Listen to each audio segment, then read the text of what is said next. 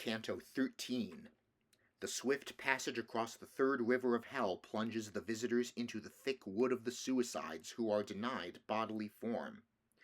Dante breaks off a branch from a nearby tree. It weeps blood and speaks.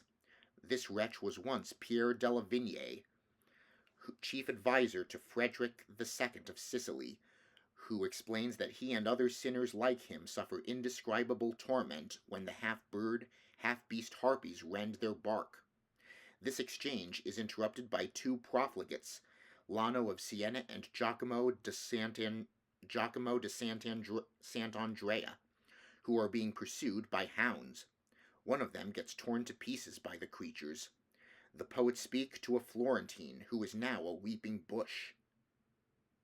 Not yet had Nessus reached the other side, when we had put ourselves within a wood, that was not marked by any path whatever. Not foliage green, but of a dusky color. Not branches smooth, but gnarled and intertangled.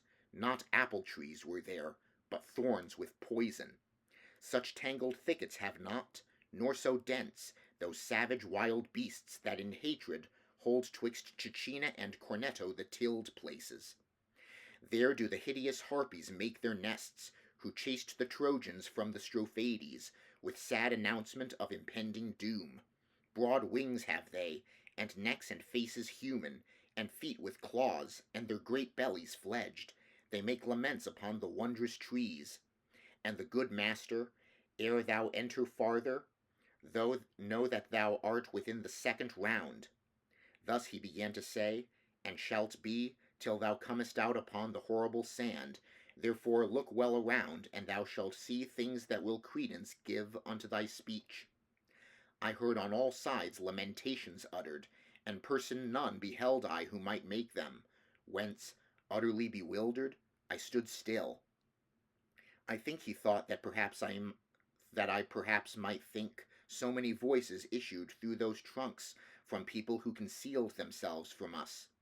Therefore the master said, if thou break off some little spray from any of these trees, the thoughts thou hast will wholly be made vain. Then stretched I forth my hand a little forward, and plucked a branchlet off from a great thorn, and the trunk cried, Why dost thou mangle me? After it had become embrowned with blood, it recommenced its cry, Why dost thou rend me? Hast thou no spirit of pity whatsoever? Men once we were, and now are changed to trees. Indeed, thy hand should be more pitiful, even if the souls of serpents we had been. As out of a green brand that is on fire at one of the ends, and from the other drips and hisses with the wind that is escaping, so from that splinter issued forth together both words and blood, whereat I let the tip fall, and stood like a man who is afraid. Had he been able sooner to believe, my sage made answer, O thou wounded soul, what only in my verses he has seen. Not upon thee had he stretched forth his hand, whereas the thing incredible has caused me to put him to an act which grieveth me. But tell him who thou wast, so that by way of some amends thy fame he may refresh up in the world, to which he can return. And the trunk said, So thy sweet words allure me, I cannot silent be, and you be vexed not that I a little to discourse am tempted. I am the one who both keys had in keeping of Frederick's heart, and turned them to and fro so softly in unlocking and in locking, that from his secrets most men I withheld. Fidelity I bore the glorious office so great, I lost thereby my sleep and pulses. The courtesan who never from the dwelling of Caesar turned aside her strumpet eyes, death universal and the vice of courts, inflamed against me all the other minds. And they, inflamed, so did inflame Augustus, that my glad honors turned to dismal mournings. My spirit in disdainful exultation, thinking by dying to escape disdain, made me unjust against myself, the just. I, by the roots unwanted of this wood, do swear to you that never broke I faith unto my Lord, who was so worthy of honor, and to the world if one of you return, let him my memory comfort, which is lying still prostrate from the blow that envy dealt it. Waited a while, and then, since he is silent, the poet said to me, Lose not the time, but speak and question him if more may please thee. Whence I to him, Do thou again inquire concerning what thou thinkst will satisfy me, for I cannot, such pity is in my heart. Therefore he recommenced, So may the man do for thee freely what thy speech implores, spirit incarcerate. Again be pleased to tell us in what way the soul is bound within these knots, and tell us if thou canst, if any from such members air is freed. Then blew the trunk amain, and afterward the wind was into such a voice converted. With brevity shall be replied to you, when the exasperated soul abandons the body whence it rent itself away, Minos consigns it to the seventh abyss. It falls into the forest, and no part is chosen for it, but where fortune hurls it, there like a grain of spelt it germinates. It springs a sapling and a forest tree. The harpies, feeding then upon its leaves, do pain create, and for the pain an outlet.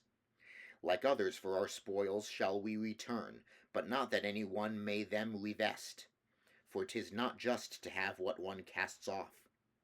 Here we shall drag them, and along the dismal forest our bodies shall suspended be, each to the thorn of his molested shade.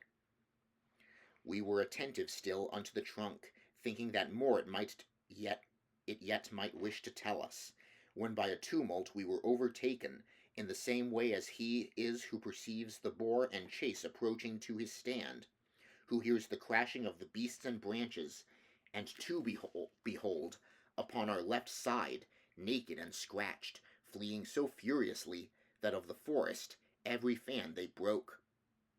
He who was in advance, now help, death, help, and the other one, who seemed to lag too much, was shouting, Lano, were not so alert those legs of thine at joustings of the topo.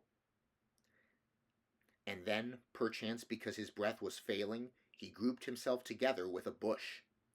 Behind him was the forest full of black she-mastiffs, ravenous, and swift of foot as greyhounds, who are issuing from the chain.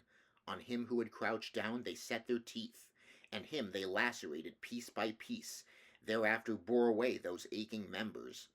Thereat my escort took me by the hand, and led me to the bush, that all in vain was weeping from its bloody lacerations. O Jacopo, it said, of Sant'Andrea, what helped it thee of me to make a screen? What blame have I in thy nefarious life? When near him had the master stayed his steps, he said, Who wast thou, that through wounds so many art blowing out with blood thy dolorous speech? And he to us, O souls that hither come to look upon the shameful massacre that has so rent away from me my leaves, gather them up beneath the dismal bush, I of that city which to the Baptist changed its first patron,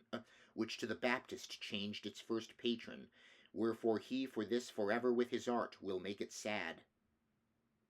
And were it not that on the pass of Arno some glimpses of him are remaining still, those citizens who afterwards rebuilt it upon the ashes left by Attila, in vain had caused their labor to be done. Of my own house I made myself a gibbet.